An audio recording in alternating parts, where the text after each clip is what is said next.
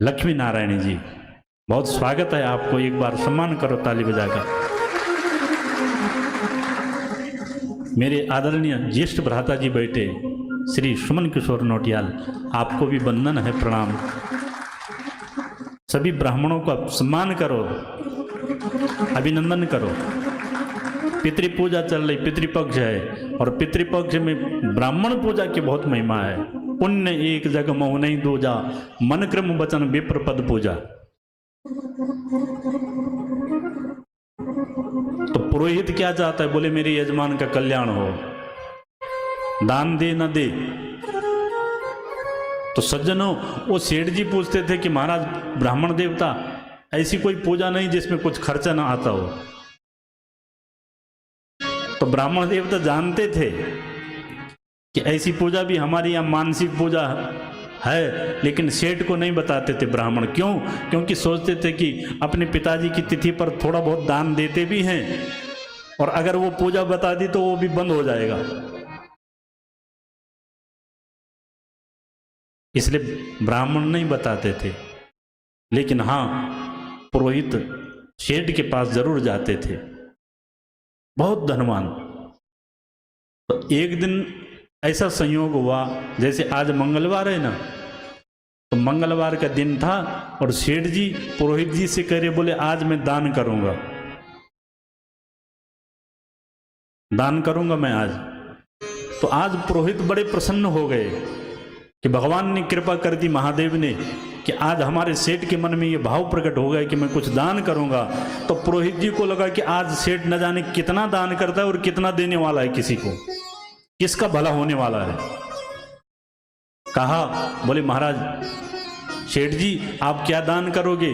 बोले महाराज पुरोहित जी आज मंगलवार है, दुनिया हनुमान जी के मंदिर में जाती है पूजा करने, बूंदी चढ़ाने, हनुमान चालीसा पढ़ने के लिए। यहां पर भी हनुमान जी का सिद्ध मंदिर है। ये क्या नाम है हनुमान जी का? लेटे हुए हैं, लेटे हुए, लंबे हनुमान भी है यहां।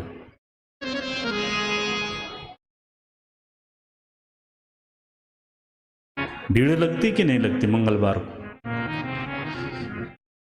तो सेठ ने कहा, बोले मैं आज हनुमान मंदिर में दान करूंगा क्योंकि मंगलवार है।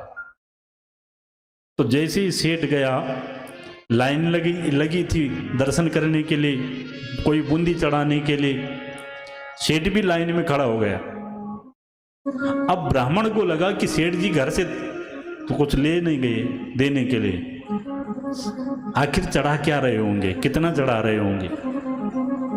सज्जनों, पुरोहित जी ने हिम्मत करके पूछ लिया, बोले सेठ जी आप क्या दान कर रहे हो? बोले पुरोहित जी आज मेरे मन में आया कि आज मैं ये 1 रुपए दान करूंगा। हाथ पर 1 रुपए लेकर के और पंक्ति में खड़े हो गए सेठ जी, और 1 रुपए का सिक्का पकड़ रखा और ब्राह्मण को दिखाए, बोले महाराज ये दान करूंगा आज हनुमान मंदिर में। तो जो सेठ कभी लाइन में खड़ा नहीं हुआ, जो कभी मंदिरों में नहीं दिखा, आज जब लाइन में खड़ा है तो दुनिया, पुजारी जी भी खुश हो रहे, बोले आज तो तपस्या का फल मिलने वाला है। सेठ जी ने कस के वो सिक्का पकड़ लिया ऐसा, और लाइन में लगे।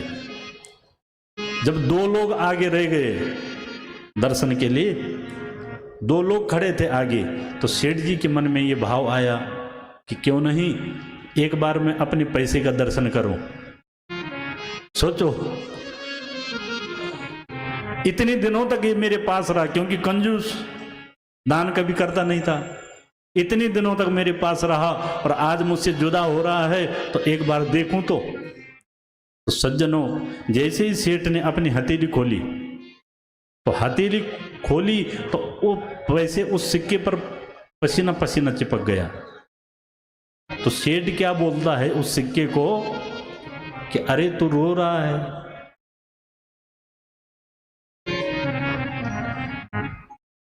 सेठ जी बोले अरे तू रो रहा है।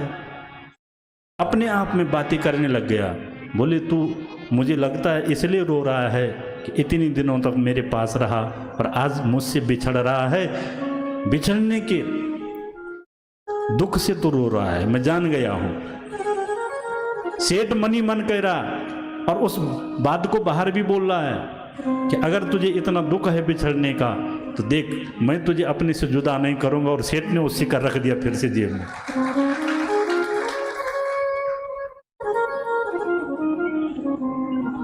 गया आगे, पुजारी जी ने चरणामृत दिया, प्रसाद दिया, खा लिया और वापस लौट आया प्रणाम करके।